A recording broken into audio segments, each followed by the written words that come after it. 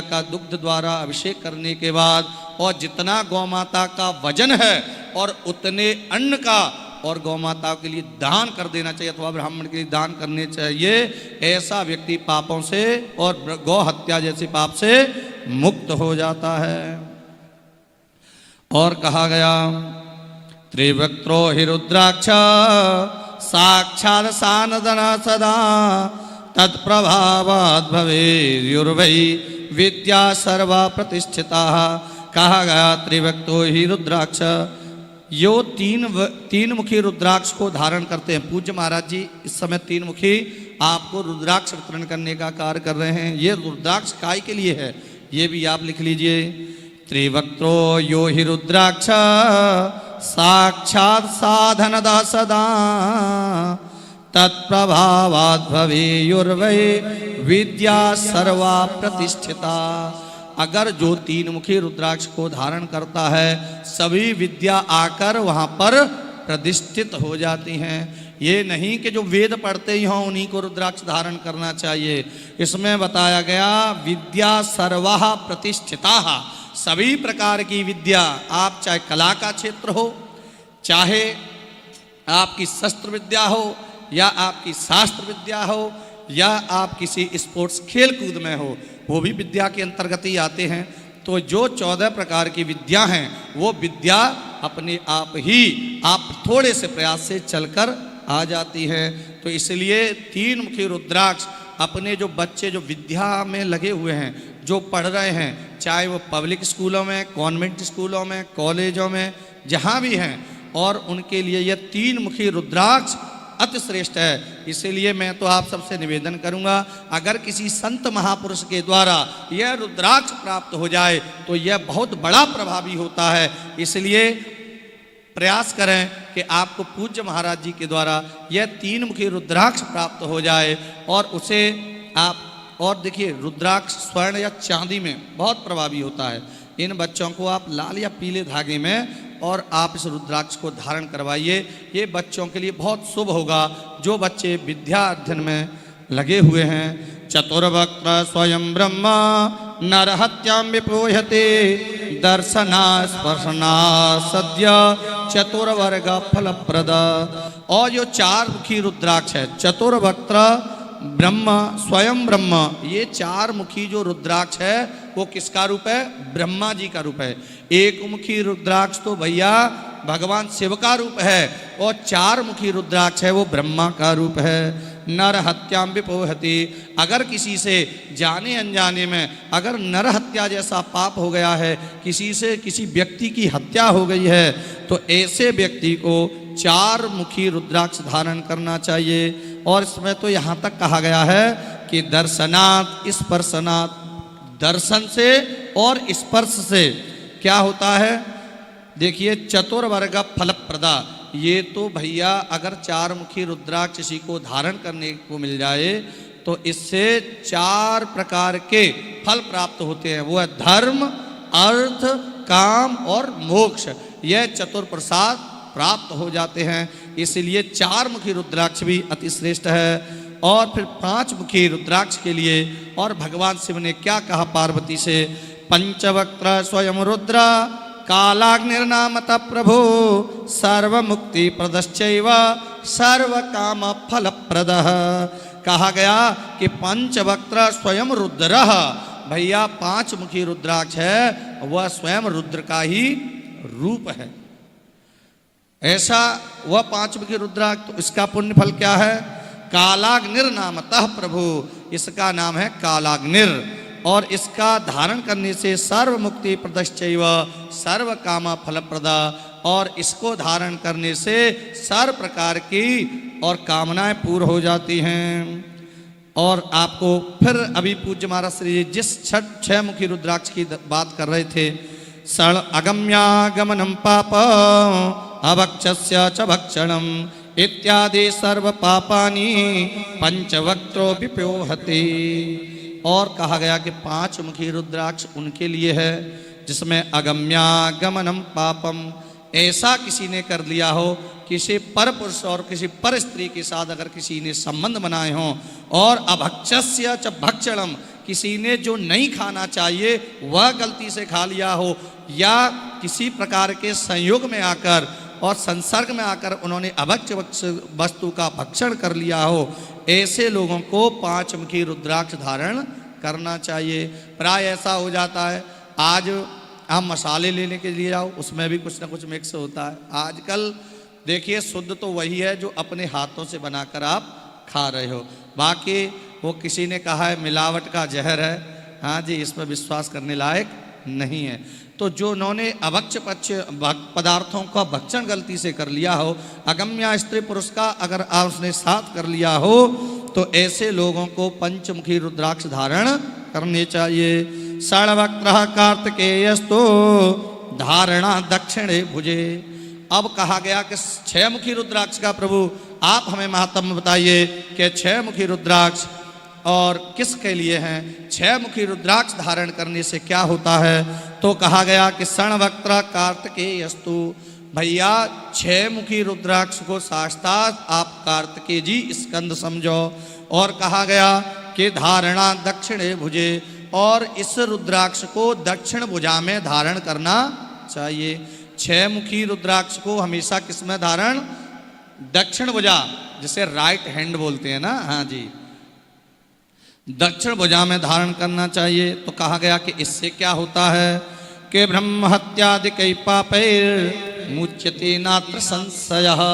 कहा गया कि भैया जो कार्तिक नाम के इस 6 मुखी रुद्राक्ष को अपनी दक्षिणी भुजा में धारण करता है, ऐसा व्यक्ति ब्रह्म हत्यादि कई पापैर, जो ब्रह्म हत्या जैसे पाप से और उसका छूटना हो जाता है। इसलिए 6 मुखी रुद्राक्ष हमेशा दक्षिण भुजा में धारण करना चाहिए। सप्तवक्त्रो महेशानी हिनंगो नाम नामता धरणा तस्य देवे से दरिद्रो अपीश्वरो भवे। अब कहा गया कि हे प्रभु, माता पार्वती जी ने कहा कि हे प्रभु आपने मुझे 6 मुखी रुद्राक्ष का बताया, अब प्रभु मुझे 7 मुखी रुद्राक्ष के बारे में बताइए कि इस 7 मुखी रुद्राक्ष का क्या महत्व है और इस 7 मुखी रुद्राक्ष का प्रयोग किसके लिए आता है, जरा बताइए। तो वहाँ पर शंकर भगवान ने कहा कि सप्तवक्त्रो महेशानी, हे गौरी, हे पार्वती, जो 7 मुखी रुद्राक्ष है इसका नाम है अनंगो, नाम अनंग नाम है इसका। क्या नाम है? अनंग। अनंग नामो नामतः धारणा तस्य देवेसी, जो व्यक्ति इसको धारण कर लेता है, हे देवी, इस 7 मुखी रुद्राक्ष को जो धारण करता है तो वो क्या हो जाता है, दरिद्रो अपि ईश्वरो भवेत्। उसमें कहा कि दरिद्री भी व्यक्ति और ईश्वर के समान धनवान हो जाता है। इसलिए जो दरिद्रता का अनुभव करते हैं ऐसे व्यक्ति को और यह रुद्राक्ष अवश्य में धारण करना चाहिए। 7 मुखी रुद्राक्ष पूज्य महाराज श्री जी के द्वारा यहाँ व्यासपीठ से प्राप्त हो रहा है। इसलिए और पूज्य महाराज जी तो ये कह देते हैं कि आप इसको अपनी पूजा में रख लीजिए और पूजा इससे करो। वो इसलिए कह दिया जाता है कि जो प्याज और लहसुन को जो ग्रहण करते हैं ऐसे व्यक्ति रुद्राक्ष को धारण करने के योग्य नहीं हैं। तो इसलिए आप ऐसा ही करें। अगर आप वहाँ आप न धारण कर पावें तो आप अपने मंदिर में इस 7 मुखी रुद्राक्ष को रखिए और वहीं उस रुद्राक्ष को भगवान शिव के अनंग के रूप में उसकी पूजा करिए। और जो इसको अनंग के रूप में पूजता है तो उसके घर पर दरिद्रता टिकती नहीं है। वो अब इसमें तो यहाँ तक कह दिया, इसमें कहा गया है कि धारणा तस्य देवेसी दरिद्रोपी, अरे वो घोर दरिद्र क्यों ना हो लेकिन वह ईश्वर के समान हो जाता है। अब इसके 2 अर्थ हैं, वो भी मैं बता देता हूँ। एक तो ये अर्थ है कि जो दरिद्रमान जिसके पास, हाँ जी, टका नहीं है, लक्ष्मी नहीं है, तो उनके यहाँ लक्ष्मी आकर विराजित हो जाती है। और एक बात ये है, वो बात बड़ी गहरी है, जरा उसे भी सुन लो। कोवा दरिद्री विशाल तृष्णा। भैया दरिद्री कौन है? पहले तो ये मालूम पड़ जाएगा दरिद्री है कौन। कहा गया कि कोवा दरिद्री, तो विशाल तृष्णा, भैया जिसकी तृष्णा विशाल हो गई है वही वास्तविक दरिद्री है। दरिद्री वो नहीं जिसके पास धन नहीं है, दरिद्री वो है जिसके पास करोड़ों करोड़ों हैं लेकिन फिर भी मांगता है और चाहिए और चाहिए और चाहिए। और अक्सर यही होता है, अगर किसी के पास लाख हैं वो करोड़ चाहते हैं, करोड़ हैं वो अरब चाहते हैं, अरब हैं वो खरब चाहते हैं, लेकिन चाहना कभी मिटती नहीं है। जो भैया सातमुखी रुद्राक्ष को धारण कर लेता है धन तो प्राप्त होता ही है, धन के साथ साथ उनके यहाँ संतुष्टि भी चलकर आती है। वो भगवान ईश्वर के पर, वो परमात्मा की तरह, भगवान की शंकर की तरह वह बिल्कुल संतुष्ट हो जाता है। भगवान कैसे हैं? भगवान से आपने तो सुना ही है, जिस समय और पार्वती जी नहीं मानी और उन्होंने कहा क्या सारे लोग हंसी करते हैं, सभी देवियां हंसी करती हैं, कहती हैं क्या शमशान में पड़ी रहती हो इतने, और आप साक्षात शिव की पत्नी होकर शमशान में और ऐसे ही पड़े हो, आप क्यों ना एक सुंदर सा भवन निर्माण कराया जाए और उस भवन में जाकर और चैन से रहा जाए। तो उसी भगवान ने कहा करे हमारे तो कहाँ, हमारे भाग्य में ही नहीं है, हम तो रमता राम हैं और ऐसे ठीक है इसी में आनंद है। लेकिन बालहट और त्रियाहट, हाँ सबको प्रसिद्ध बिल्कुल ख्याति है। अगर बच्चा रूठ जाए तो उसमें मनाना बड़ा मुश्किल होता है। जब तक वह व्यक्ति और उस वस्तु को जब तक उस बालक को नहीं दे तब तक बच्चा संतुष्ट होता कहाँ है। भगवान की वह श्रीमद् भागवत कथा श्रवण करते उस समय, और भगवान श्री कृष्ण ने हट कर ली, बालक थे, उन्होंने कहा मैया मैं तो चंद्र खिलौना लेंगे, हाँ मैं तो उस चंदा मामा को लूँगा। तो वहाँ पर भी माता क्या करती हैं, एक पात्र में जल भरकर वह उस चंद्रमा को उसमें निकटस्थ ला देती हैं। कहने का मतलब बालहट और त्रियाहट, अगर किसी माता ने अगर ठान ली कि नहीं ये चाहिए तो समझ लिए सूरज पश्चिम से उग सकता है लेकिन मैया की हट जा ही नहीं सकती है खाली। हाँ जी, तो माता पार्वती ने हट कर दी और कहा नहीं नहीं प्रभु ये बात नहीं चलेगी, मेरे लिए तो भवन चाहिए। तो उन्होंने कहा जो देवी, अब तो तुम मानोगी तो है नहीं, और एक बार और भी कर चुकी हैं सती के रूप में, आपको बताया कि नहीं नहीं जाऊंगी। उन्होंने कहा कि तुम्हारा कल्याण नहीं है, लेकिन वही त्रियाहट, हाँ जी, तो देवी ऐसा ही हो। बड़ी सुंदर से स्वर्णमयी लंका बनाई और गृह प्रवेश के लिए ऐसे ब्राह्मण देवता को बुलाया जिसका चारों ओर हल्ला था, उस रावण को बुलाया। रावण ने बड़ा सुंदर गृह प्रवेश किया। गृह प्रवेश में और सबको पता है रावण ने वही मांग ली। हाँ जी, कहने का मतलब यह है भगवान इतने वो संतुष्ट थे कि उन्होंने अपने ऊपर कुछ नहीं रखा, केवल भगवान राम नाम में वह सुखी थे। व्यक्ति भी उसी प्रकार से भगवान शिव के समान हो जाता है और वह संतुष्ट हो जाता है और वह सब सुखों को भगवान नाम में ही प्राप्त कर लेता। बोले शंकर भगवान की जय हो। तो आप सातमुखी रुद्राक्ष अवश्य में धारण कीजिए। यह सातमुखी रुद्राक्ष आपकी दरिद्रता को खत्म कर देगा, बिल्कुल दरिद्रता का नाश हो जाएगा। और मैं तो आप सबसे कहूँगा यह सातमुखी रुद्राक्ष आपके नगर तक चलकर आया है और किसी महापुरुष के माध्यम से प्राप्त हो रहा है। इस रुद्राक्ष को अवश्य में, अगर प्याज लहसुन से परहेज खाते हो, अभक्ष पदार्थ को नहीं खाते हैं, तो आप इस रुद्राक्ष को धारण करें और इसका प्रभाव देखें, बहुत सुंदर प्रभाव है। आप में से स्त्री पुरुष बालक कोई भी रुद्राक्ष को धारण करे, बस शुद्धि अशुद्धि का विशेष करके ध्यान रखे। तो इस सातमुखी रुद्राक्ष का बहुत बड़ा प्रभाव है और लोगों ने इसका प्रभाव जाना है और ईश्वर की कृपा है। और भगवान शिव ही जिसे अपने मुख से बोल रहे हों तो उस समय असत्य का तो चिंतन करना भी एक पाप के समान है। मैं आप सबसे निवेदन करूंगा इस सातमुखी रुद्राक्ष को अवश्य में धारण करना, यह आपके जीवन को और एक नई दिशा देगा। और कहा गया, अब 8वें रुद्राक्ष की भी बता दें। रुद्राक्षाश्चाष्टवक्त्रश्च वसुमूर्तिश्च भैरवः धारणा तस्य पूर्णायुर् मृतो भवति शूलभृत। देखिए इसमें कहा गया रुद्राक्ष अष्टवक्त्रश्च वसु मूर्तिश्च भैरव। जो आठमुखी रुद्राक्ष है वो साक्षात भैरव है। कौन है? भैरव का रूप है।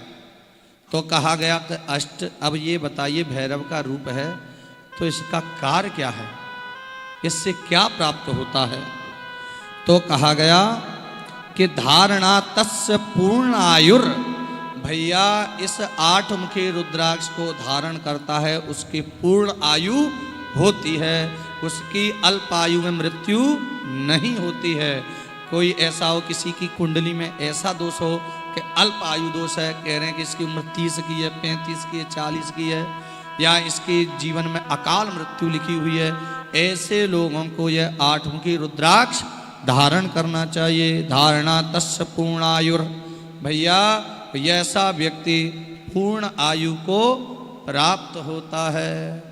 तो ऐसे जनों को यह आठमुखी रुद्राक्ष धारण करना चाहिए। और यह रुद्राक्ष देखिए सुलभता से प्राप्त नहीं होते हैं।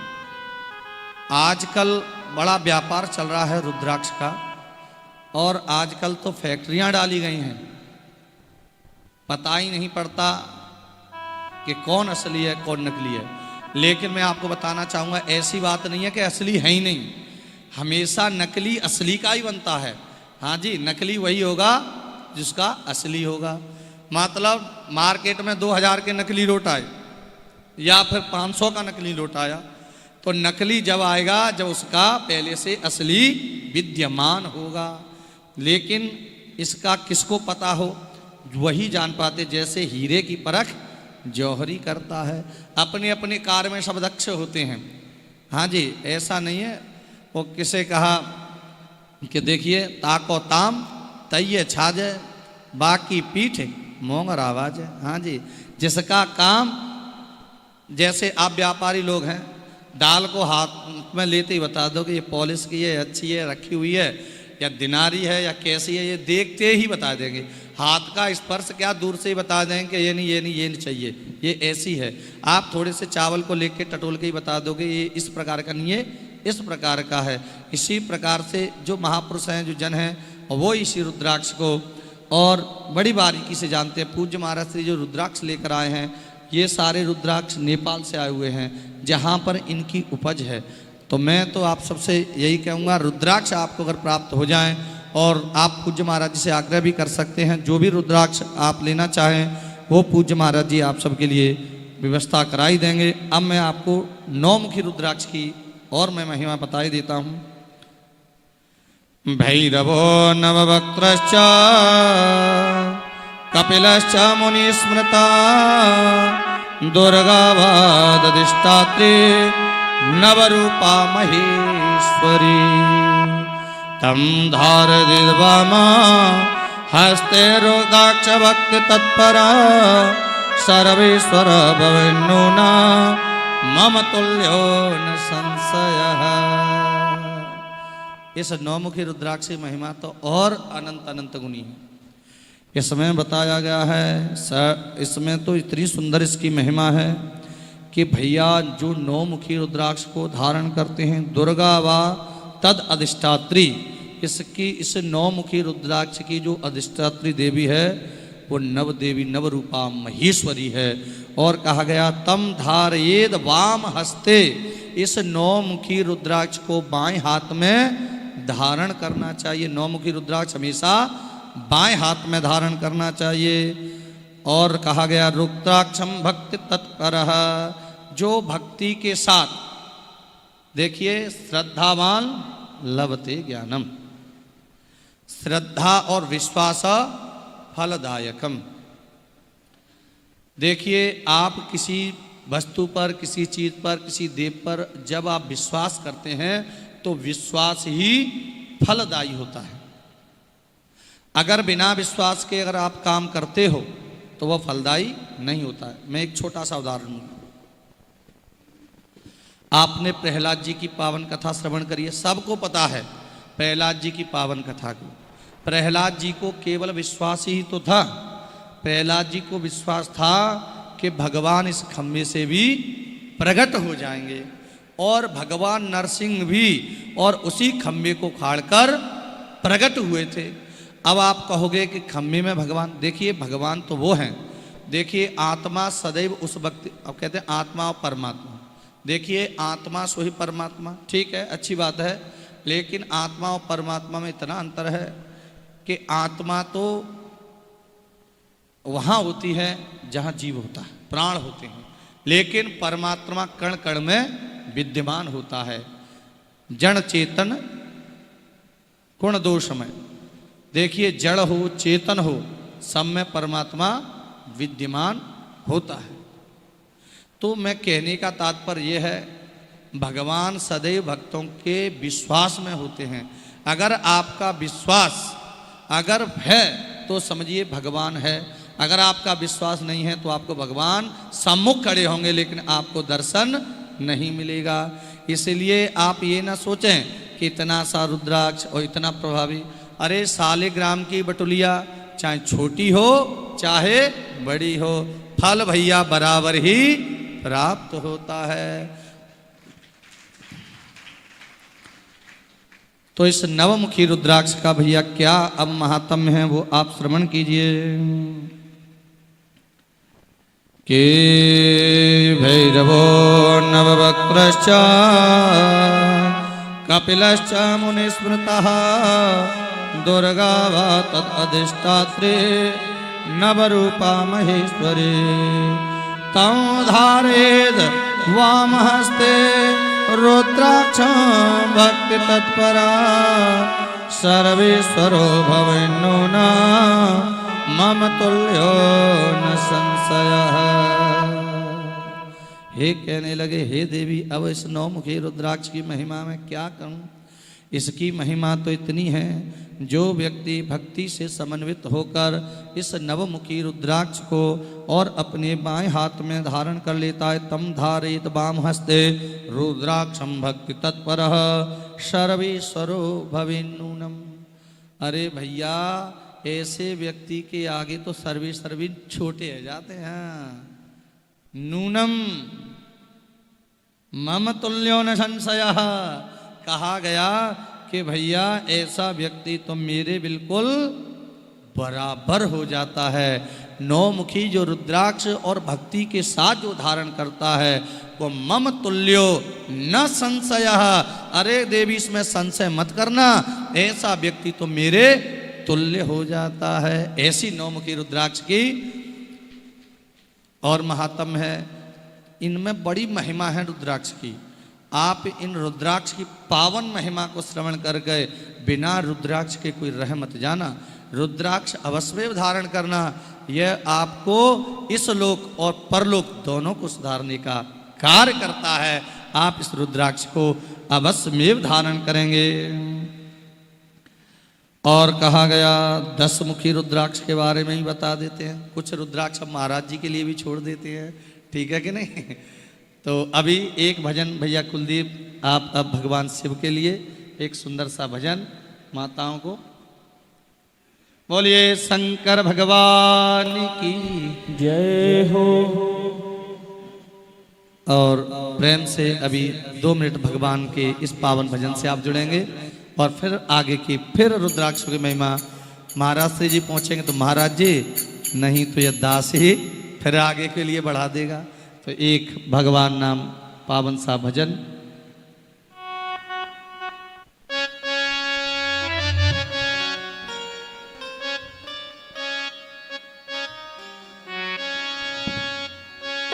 जो शिव नाम होठों पे चढ़ गयो रे, जो शिव नाम होठों पे चढ़ गयो रे, तो समझो ये जीवन सवर गयो रे, तो समझो ये जीवन सवर गयो रे। जो शिव नाम होठों, जो शिव नाम होठों पे चढ़ गयो रे, जो शिव नाम होठों पे चढ़ गयो रे, तो समझो ये जीवन सवर गयो रे। तो समझो ये जीवन सवर गयो रे। हाँ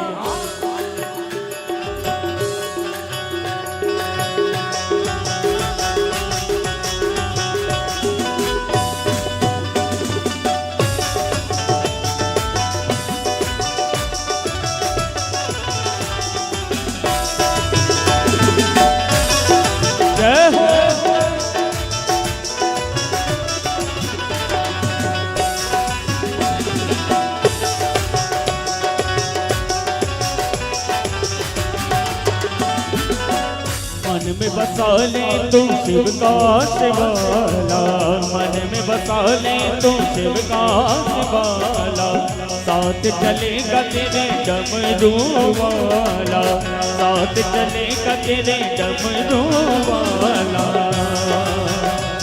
जो मन शिव की भक्ति, जो मन शिव की भक्ति में रम गयो रे, जो मन शिव की भक्ति में रम गयो रे, तो समझो ये जीवन सवर गयो रे, तो समझो ये जीवन सवर गयो रे। जो शिव नाम होठों, जो शिव नाम होठों चढ़ गयो रे, जो शिव नाम होठों चढ़ गयो रे, तो समझो ये जीवन सवर गयो रे, तो समझो ये जीवन सवर गयो रे।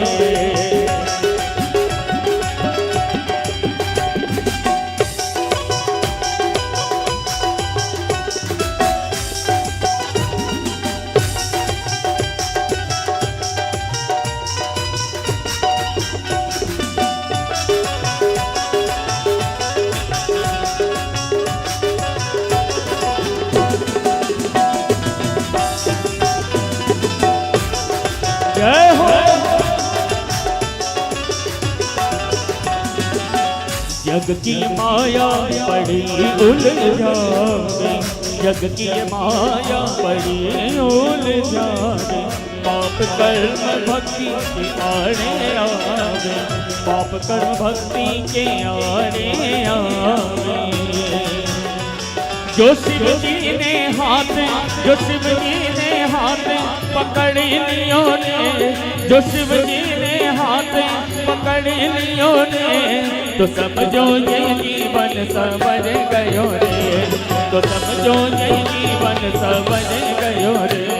जो शिव नाम होठों, जो शिव नाम होठों चढ़ गयो रे, जो शिव नाम होठों चढ़ गयो रे, तो समझो ये जीवन सवर गयो रे, तो समझो ये जीवन सवर गयो रे।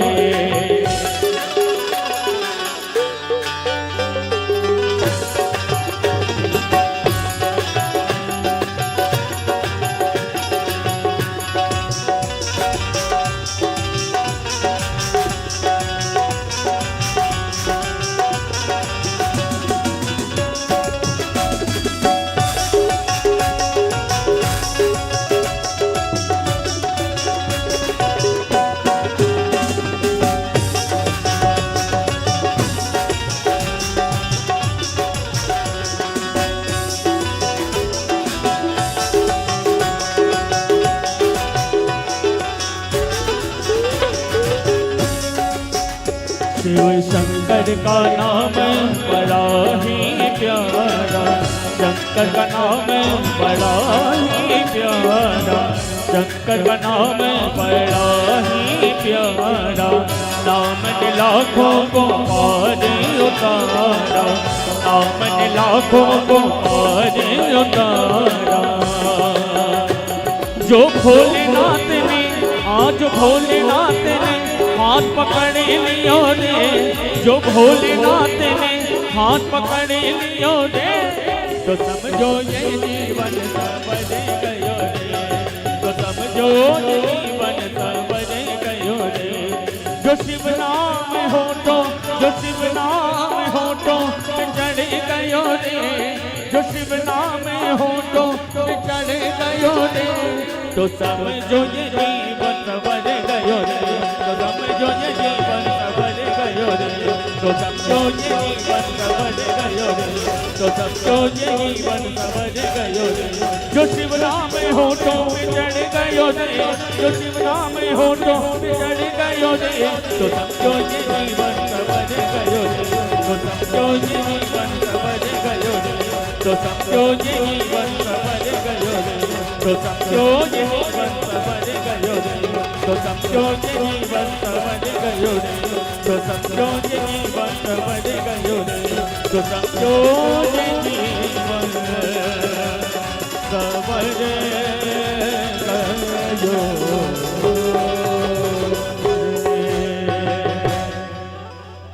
बोलिए शंकर भगवान की जय हो, बोलिए भक्त वत्सल भगवान की जय हो। जय जय श्री राधे श्याम। जीवन उनका संवर जाता है जो भगवत भक्ति से जुड़ते हैं और भगवान नाम से जुड़ते हैं। जाने कितने कितने तर गए इस भगवान नाम से, इतनी अनुपम महिमा है इस पावन नाम की। चाहे वो शिव हों, चाहे राम हों, चाहे कृष्ण हों, इनके नाम सभी पापों को नष्ट करने वाले होते हैं। जो भगवान नाम से जुड़ते हैं सदैव उनका कल्याण होता है। इसलिए जो कल्याण चाहते हैं उन्हें परमात्मा से ही जुड़ना पड़ेगा। बिना परमात्मा के कल्याण हो ही नहीं सकता। यह सिद्धांत अपेल, ये समझिए यह सिद्धांत एकदम बिल्कुल सत्य है कि बिना ईश्वर के किसी की गति हो ही नहीं सकती। अगर आप अपनी गति चाहते हो तो आपको ईश्वर से जुड़ना ही पड़ेगा, क्योंकि ब्रह्म सत्यम जगन मिथ्या। सत्य केवल ईश्वर है। ये जगत जितना दिख रहे हैं ये सब मिथ्या है, नाशवान है। यह आज है, कल नहीं होगी और ना वो आगे वो पीछे थी। अरे भैया सत्य वही है जो तीनों कालों में शाश्वत है, जो भूत में था, वर्तमान में है और भविष्य में रहेगा। एक परमात्मा ही ऐसा है जो तीनों कालों में सत्य है। इसीलिए कहा गया है ब्रह्म सत्यम जगन मिथ्या। अरे अपने आप को पहचानो, अपने निज स्वरूप को जानो और आप यह जान जाओ कि हम यह चराचर जगत में देख रहे हैं ये केवल स्वप्नवत है। जब ज्ञानी इससे जाग जाते हैं, जब उठ खड़े हो जाते हैं, जब सपना दूर हो जाता है तो हमें परमात्मा के दर्शन हो जाते हैं। ये समझिए ये तो हमारे नेत्रों पर माया का पर्दा पड़ा हुआ है, यह माया का आवरण है जो हमें बस मेरा, मैं, अपना इसमें ही जकड़े हुए है। जब व्यक्ति इससे अलग हो जाता है, इससे परे हो जाता है तो बस के उसके नाम से वही गोस्वामी तुलसीदास जैसी बात निकलती है कि सिया राम मैं सब जग जानी, करहूँ प्रणाम जोरी जग मानी। सिया राम मैं सब जग जानी, करहूँ प्रणाम जोरी जग मानी। सिया राम मैं सब जग जानी, करहूँ प्रणाम जोरी जग मानी। फिर वह कण कण में ईश्वरी सत्ता को देखने लगता है और उसे भगवत भक्ति प्राप्त हो जाती है। और भक्ति का एक सिद्धांत और मैं आपको बताना चाहूँगा। भक्ति का सिद्धांत क्या है? जिसके हृदय में भक्ति महारानी विराजित हो जाती है तो परमात्मा बलात् और उस प्रेम की रस्सी से खिंचे हुए उस व्यक्ति के हृदय तक चले ही आते हैं। परमात्मा आपको बुलाने नहीं पड़ेंगे, केवल अपने हृदय में भक्ति को धारण कर लो, तुम्हें पता नहीं पड़ेगा परमात्मा कब आकर आपके भवन में प्रवेश कर गए। और एक काम और कर लेना, अगर भगवान अगर आपके हृदय में प्रवेश कर जाएं तो अपने प्रेम के द्वारा उस मार्ग को इतना अवरुद्ध कर देना, इतना उसे, जैसे देखा है आपने बहुत ज़्यादा गड्ढे खड्डे हो जाते हैं तो वहाँ से गाड़ी फिर निकलने की हिम्मत नहीं करती, वो कहते हैं वहाँ से जाना ही बेकार है। इसी उस मार्ग को इतना अवरुद्ध कर दो कि परमात्मा उस हृदय में ही और विराजित हो जाए। लेकिन यह कब होगा? कि जब होगा जब हम परमात्मा का स्मरण करते रहेंगे, उसका ध्यान करते रहेंगे। आप सबने, आप ये बताइए, अपने अपने घर में किसी ने पूजा कराई है पंडित जी के द्वारा? बताइए जरा, हाथ उठा के बताएं। इतने लोगों ने पूजा कराई है और ने किसी ने पूजा ही नहीं कराई। देखो मैं सबसे बताऊंगा, अपने अपने घर में भैया यज्ञ का धुआं निकाल देना चाहिए। कभी कभी ब्राह्मण साधु के चरण भी पड़ जाने चाहिए। बड़ा दुख हो रहा है इसमें से कम 20 ही लोगों के हाथ उठे हैं। आपके यहाँ कभी पूजा नहीं हुई? जरा हाथ में, आवाज़ मेरी समझ में आ रही हो तो मैं पुनः बोल रहा हूँ, आपके घर में से कभी यज्ञ, कभी पूजा हुआ है क्या आपके घर में? अच्छा, अब तो 100% है मामलो। ठीक है, देखिए प्राय सभी के घर में होती है पूजा, सबके यहाँ ब्राह्मण साधु आते, आप सब सनातनी हैं। अगर आप पूजा पाठ वाले नहीं होते तो मुझे लगता नहीं कि आप इस प्रांगण में आते। आप सबके यहाँ पूजा होती है, सबके यहाँ पाठ होते हैं। ब्राह्मण देवता और आप यजमान को बिठा लेगा सम्मुख और कहेगा आप बैठिए, और कहेगा लिए जल और हाथों को धुलिए, हाथों को शुद्ध कीजिए। उस समय वो एक मंत्र बोलता है, वो मंत्र है ओम पवित्रः पवित्रो वा सर्वावस्थांगतोऽपि वा यः स्मरेत् पुंडरीकाक्षं सह बाह्याभ्यंतरः शुचि। इस मंत्र का मतलब अर्थ यह है, अपवित्रः पवित्रो वा, चाहे आप पवित्र हों चाहे अपवित्र हों, आप चाहे भैया कैसी भी, सर्वावस्थांगतोऽपि वा, गम धातु जाने के अर्थ में चलती है। कहा गया कि आप चाहे पवित्र की अवस्था में गए हों चाहे आप अपवित्र की अवस्था में गए हों, यह स्मरेत पुंडरीकाक्षम, जो भैया स्मरण करता है भगवान नारायण का, जो स्मरण करते हैं अथवा जो परमात्मा का स्मरण करते हैं, सह बाह्य आभ्यंतरः शुचिः, वह व्यक्ति अंदर से और बाहर से दोनों ओर से पवित्र हो जाता है। तो अब तक तो आपने, पंडित जी ने हाथ धुलाए होंगे, आप धो के फ्री हो गए होंगे, लेकिन मैं बता देता हूं, जब जब पंडित जी ये कहें कि आप हाथ धुल लो तो उस समय एक कार्य करना, उस समय भगवान नारायण का आप स्मरण कर लेना। तो भैया हाथ धोने से केवल देह की शुद्धि और स्मरण करने से आपके हृदय की शुद्धि हो जाती है। और मैं एक और बात कहूंगा, बाह्य शुद्धि से और आंतरिक शुद्धि का अत्यधिक फल होता है। आप बाहर से कितने शुद्ध हैं इससे भगवान नहीं रीझते। भगवान केवल त्वचा बॉडी को नहीं देखते। अगर त्वचा को देख रहे होते, बॉडी को देख रहे होते तो वो कुब्जा पर कृपा नहीं करते, उस भीलनी सबरी पर कृपा नहीं करते। भगवान त्वचा पे नहीं, भगवान भक्त के भाव पर रीझते हैं। इसलिए तो भगवान कहते हैं कि भाव का भूखा हूँ मैं और भाव ही एक सार है, भाव का भूखा हूँ मैं और भाव ही एक सार है। भाव से भज ले मुझे तो भव से मेरा पार है, भाव से भज ले मुझे तो भव से मेरा पार है। तो भगवान कहते हैं कि मैं केवल भाव का भूखा हूं, केवल, अरे मुझे कौन, उस भगवान तो सहस्र शीर का पुरुषः सहस्राक्ष सहस्रपात, भगवान के तो सैकड़ों सैकड़ों हाथ हैं, सैकड़ों सैकड़ों मुख हैं। अगर हम ये चाहें कि भैया एक मुख वाला व्यक्ति तो भैया 4 बर्फियों से छकता नहीं है, और जिसके 1000 मुख हों वो क्या 4 बर्फियों से एक भोग के टुकड़े से छक जाएगा?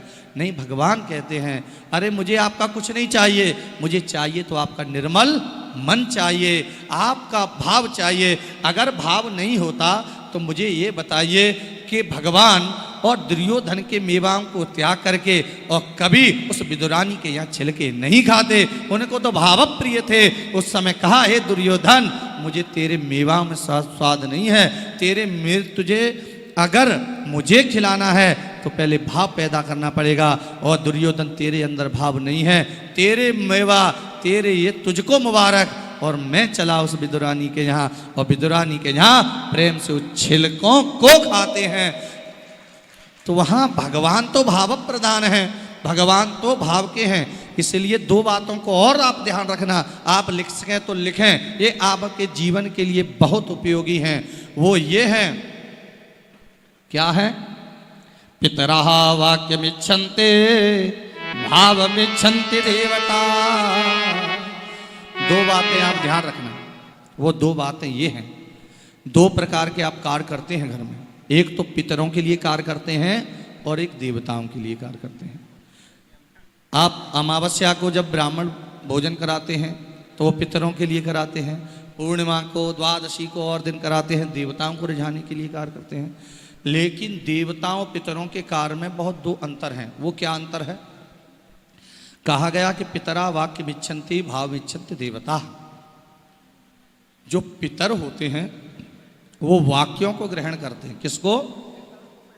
वाक्य, आप बोल क्या रहे हो, वो उनको ग्रहण करते हैं। इसलिए जब भी आप अपने पितरों के लिए कोई कार्य करें, आगे पितर पक्ष आने वाला है, प्राय सभी ब्राह्मणों को बुलाते हैं, कहते हैं घर में तर्पण करा दो, श्राद्ध करा दो। तो उस समय ब्राह्मण विद्वान ही होना चाहिए, क्योंकि अगर उसने वाक्य सही नहीं बोले तो उस पितर उस प्रसादी को हवि को ग्रहण नहीं करते हैं। इसलिए पितरा वाक्य मिच्छन्ति, पितर हमेशा वाक्यों को देखते हैं, आप क्या कह रहे हैं क्या सुन। इसलिए उस समय पितर कार्य हो, उस समय विद्वान ब्राह्मणों को मिलाना चाहिए। और देवा भाव मिच्छन्ति, देवता भाव देखते हैं। जिस समय देवताओं का आप कार्य कर रहे हो तो ऐसा नहीं एक फोन पे ध्यान है, बच्चा इधर से आ, तू इधर से आ, ये जल छोड़ दिया और मैं अभी आया, इस पे भी चल रही बात, उस पे भी चल रही है, ये भी हो रहा है। वो देखते हैं भाव, आपका ध्यान कहाँ है, आपका भाव कहाँ है। अरे भैया उस समय भाव प्रधान होना चाहिए। तो देवताओं के लिए पितरा वाक्य मिच्छन्ति भाव मिच्छन्ति देवता। देवता केवल आपके भावों को ग्रहण करते हैं। जब आपके भाव अच्छे होंगे तो फिर परमात्मा आपके सम्मुख ही खड़े होंगे। क्योंकि गोस्वामी तुलसीदास जी ने श्री रामचरितमानस में लिखा है कि निर्मल मन जन सो मोहि पावा, मोहि कपट फल भावा। निर्मल मन जन सो मोहि पावा, मोहि कपट फल भावा। निर्मल मन जन सो मोहि पावा, मोहि कपट फल भगवान कहते हैं कि मुझको निर्मल मन ही अच्छे लगते हैं। मुझे कौन से लोग अच्छे लगते हैं? जिनका मन मोहि कपट छल छिद्र न भावा। उनको छल छिद्रता नहीं भाती, उनको कपट नहीं भाता। लेकिन आज के लोग क्या होते हैं, सबकी इच्छा है कि भगवान हमारे घर में ही प्रकट हो जाए, हमारे यहाँ आ जाएं, भगवान हमको कभी छोड़कर न जावें, और दुनिया भर की सकल संपदा भी हमारे घर पे आके चली आवे। लेकिन उनका मन निर्मल नहीं होता। अब मुझे आप बताइए, आप इस परिसर में बैठे हुए हैं, अगर इस परिसर में गंदगी होती, कीचड़ होता, धूल होती, मिट्टी होती, तो या तो आप उसको साफ कर रहे होते या आप वहाँ से हट करके बैठते। क्योंकि गंदगी में तो आप भी बैठना पसंद नहीं करते हो, और भगवान से को चाहते हो कि हमारे हृदय में, जिस हृदय में हम परमात्मा को विराजित कर रहे हैं, उसमें कपट है, छल है, छिद्र है, ईर्ष्या है, मत्सर है, मोह है, काम है, क्रोध है, लोभ है, पता नहीं कितनी प्रकार की गंदगी को भरे बैठे हैं। और भगवान से चाह रहे हैं कि तू आके इसमें बैठ बैठ, मन नहीं लग रहा है। परमात्मा आते हैं और देखकर गंदगी को भाग जाते हैं। हाँ, आप बैठोगे, आप पूजा में बैठते हो, आप जब में बैठते हो तो थोड़ी देर के लिए तो बैठोगे तो लग रही है परमात्मा आए, और जैसे ही आए तो ऐसे ही देख के वो भी वापस रिटर्न। अरे यहाँ तो बड़ा कचरा भरा पड़ा है, भगत तेरे कहने पर हम आए तो सही, लेकिन देखा तेरे यहाँ पर हमारे लिए जगह ही नहीं है शुद्ध। अगर जगह शुद्ध होती तो मैं ठहरता। अरे भगवान वहीं तो ठहरेंगे जहाँ पर निर्मलता, स्वच्छता, पवित्रता पाई जाएगी। अगर जहाँ पर पवित्रता नहीं होगी, निर्मलता नहीं होगी, शुद्धता नहीं होगी, तो भगवान वहाँ क्यों ठहरेंगे? और उसको त्याग कर वहाँ से चले जाएंगे। इसलिए आप भगवान को ठहराना चाहते हो कि भगवान आकर विद्यमान हमारे हृदय में हो, तो आप सबसे पहले अपने हृदय की पवित्रता को सही कीजिए, पवित्रता बनाइए। इसलिए ये पवित्रता होगी कैसे? तो किससे होगी? हरि स्मरणम, केवल हरि के स्मरण मात्र से ही और आपके भवन की शुद्धता हो जाएगी। इसलिए सदैव हरि का स्मरण करें और भगवान का चिंतन करते रहें। यही चिंतन आपको चिंता से मुक्त कर देगा। लेकिन आज उल्टा हो रहा है, प्राय चिंतन न करके लोग चिंता करते हैं, और चिंता इतनी बुरी है। कहा तो ये जाता है कि चिंता चिता से बढ़कर है, घुन के समान लग जाती है, और चिता तो मुर्दों को रे खाती, चिंता जिंदा खाती है। हर चिता तो भाई मुर्दों को खाती, चिंता जिंदा खाती है। चिंता चिता से बढ़कर है, गुण के समान लग जाती है। चिंता चिता से बढ़कर है, गुण के समान लग जाती है। चिता तो भाई मुर्दों को खाती, चिंता जिंदा खाती है। चिता तो भाई मुर्दों को खाती, चिंता जिंदा खाती है। भैया चिंता को अपने पास ना आने दें। अरे भैया जिस समय चिंता पास में आए उसमें चिंतन करने लग जाना। तो जब आप चिंतन करोगे तो चिंता आपकी ठहरेगी नहीं तो ये चिंता इतनी बुरी है, अगर किसी को चिंता लग जाए तो वो समझिए घुन के समान हो जाती है। पता नहीं अंदर अंदर जिस प्रकार से वह घुन लकड़ी को बिल्कुल खोखला कर देता है, उसी प्रकार से ये चिंता व्यक्ति को भी खोखला कर देती है। इसलिए आप चिंता न करके और आप चिंतन ही करें, यही सबसे सर्वश्रेष्ठ उपाय है। तो आप इन पावन भगवान के चरित्रों का स्मरण करते रहें। अब आपको पुनः रुद्राक्ष महिमा की ओर लेकर चलते हैं, जो आपको पापों से मुक्त कर देते हैं। तो आप सभी कथा श्रवण कर रहे हैं, तो आप मुझे बताइए मैंने कहाँ तक पहुँचे, कितने रुद्राक्ष की महिमा का वर्णन कर दिया है? 9 मुखी के 10 मुखी? 9 मुखी रुद्राक्षों का वर्णन किया है। तो चलो अब 10 मुखी की तरफ चलते हैं। अब आपको 10 मुखी रुद्राक्ष की और महिमा का वर्णन करते हैं। तो भगवान महेश्वर से माता पार्वती बोली हैं कि प्रभु अब मुझे ये बताइए कि 10 मुखी रुद्राक्ष की क्या महिमा है और इसको धारण करने से क्या पुण्य फल प्राप्त होता है, जरा यह भी बता दीजिए। तो कहा गया कि 10 वक्त्रो महेशानी स्वयं देवो जनार्दनः, धारणा तस्य देवे से सर्वान् कामान् वाप्नुयात्। कहा गया कि 10 वक्त्रो महेशानी, हे महेश्वरी अब मैं आपको 10 वक्त्र, वक्त्र माने मुख और 10 माने 10 है जानती हो 10, तो 10 मुखी रुद्राक्ष की महिमा अब हे महेश्वरी तुम्हें बताता हूं, जरा सुनिए। स्वयं देवो जनार्दन, ये 10 मुखी रुद्राक्ष स्वयं जनार्दन भगवान विष्णु का ही स्वरूप है। ये जनार्दन का स्वरूप है, भगवान नारायण का यह स्वरूप है। तो कहा गया कि इसका फल क्या है। माता बोली कि जरा इसका ये महिमा बताइए कि इस 10 मुखी रुद्राक्ष धारण करने से क्या फल की प्राप्ति होती है।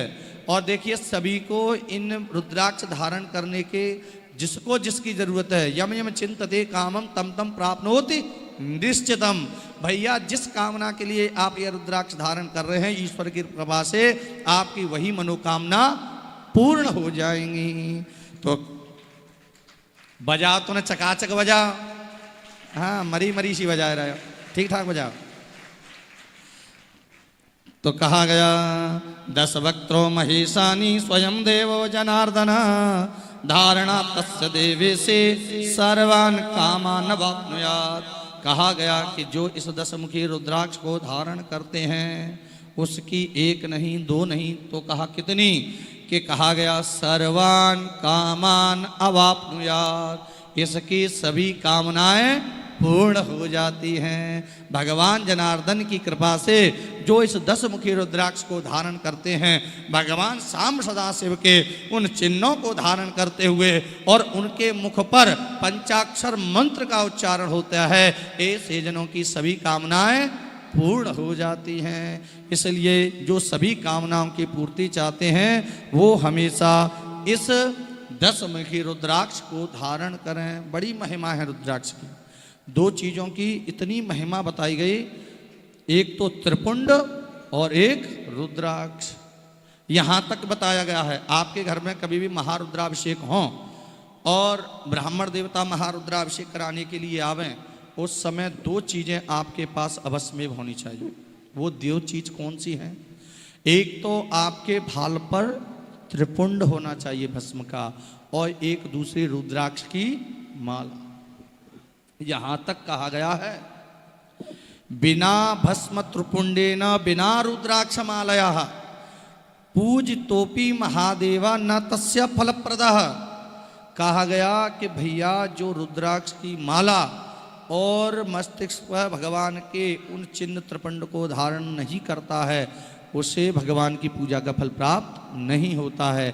इसलिए आपने देखा होगा जिस समय साधु संत, और आप में से बहुत जन गए होंगे, कुंभ गए होंगे और तीर्थों में, प्रयागराज इत्यादि तीर्थों में गए होंगे, नदियों के किनारे जहाँ साधु संत रहते हैं वहाँ आपने देखा होगा वो फक्कड़ स्वामी, वो ऐसे तपस्वी संत जिस समय और गंगा मैया में अथवा पुण्य तीर्थ में स्नान करते हैं, स्नान करने के बाद में वो अपना आसन बिछा करके एक वहाँ पर शीशा होगा, दर्पण होगा और भगवान की चंदन भस्म इत्यादि लगी होंगी और उनको वो पहले वो धारण करते हैं। वो इसलिए धारण करते हैं कि जब हम पूजा में बैठते हैं उस समय भगवान के चिन्हों को धारण करना चाहिए, क्योंकि बिना भगवान के चिन्हों को धारण किए जो सत्कर्म करते हैं उन्हें सत्कर्म का पुण्य फल प्राप्त नहीं होता है। बोलिए सद्गुरु भगवान की जय हो। जय जय श्री राधे, जय जय श्री राधे, जय जय श्री राधे श्याम।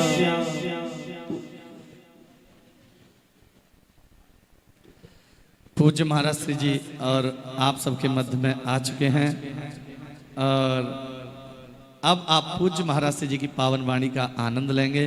तो मैं बात कर रहा था भगवान के उन रुद्राक्ष और उस त्रिपुंड की, आप यह धारण करके ही और भगवान की पूजा में बैठे। आज ये बात गांठ मार के बिल्कुल रख लो, जब भी आप भगवान शिव की आराधना में बैठें, उनकी पूजा में बैठें, तो उस समय ये 2 चीज़ धारण करना। अगर आप वहाँ भस्म ना हो तो आप कहें क्या, तो चंदन होगा, चंदन भी ना हो तो उस समय जल लेवे अपनी दाहिनी हथेली पर और जल का ही त्रिपुंड खींच ले। जल का भी त्रिपुंड चलेगा लेकिन उनके चिन्हों को अवश्य धारण कर लेना चाहिए। तो आप इन 2 चीज़ों का हमेशा ध्यान रखें, एक त्रिपुंड और एक रुद्रा।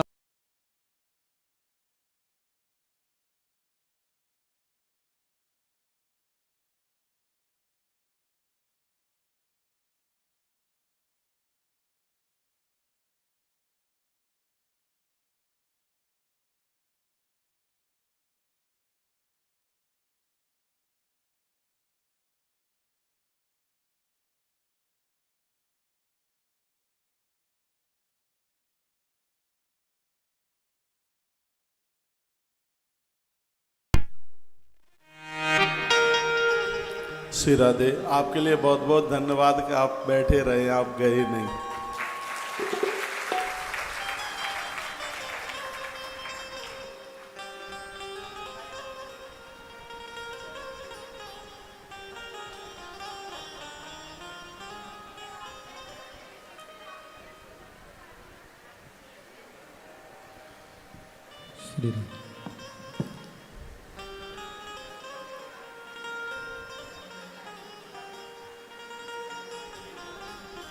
आइए रामायण की एक चौपाई के साथ कथा को शुरू करते हैं। आशुतोष तुम औरत हर हो दीन जन जाने, औरत हर हो दीन जन जाने। आशुतोष तुम अब डर दाने, औरत हर हो दीन जन जाने। आशुतोष तुम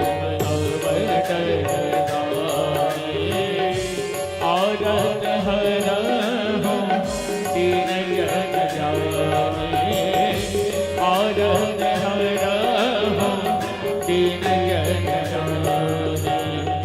आशुतोष तुम अब डर दाने, औरत हर हो दीन जन जाने। आशुतोष तुम रति हर हो दीन जन जाने। बोलिए शंकर भगवान की जय हो। तो आप श्रवण कर रहे थे कि सप्तवक्त्रो महेशानी यनंगो नामनामत धारणा तस्य देवेशि दरिद्रो ईश्वरो भवे। हे महेशानी, सप्तमुखी जो रुद्राक्ष है उसका नाम अनंग है और इसके धारण करने से घोर गरीबी का नाश होता है, दरिद्रता का नाश होता है। 7 मुखी रुद्राक्ष की इतनी बड़ी महिमा है। इसको चांदी में मड़वा कर या तो अपनी पूजा में रखिए, लहसुन प्याज नहीं खाते हैं तो इसको कंठ में धारण कीजिए। यह व्यापार का वर्धक है, कारोबार को बढ़ाने वाला है, घोर गरीबी का नाश करने वाला है। ये शब्द स्वयं भगवान महादेव के हैं। 7 मुखी रुद्राक्ष का इतना बड़ा प्रभाव है। रुद्राक्ष एक बहुत बड़ा रुद्राक्ष का विज्ञान है। 8 मुखी रुद्राक्ष महामृत्युंजय मंत्र के जप का प्रभाव रखता है। पूर्ण आयु देने वाला है। रुद्राक्ष चक्षा अष्टवक्त्रश वसु मूर्तिश्च भैरवः धारणा तस् पूर्णायु अमृतो भवति शूल।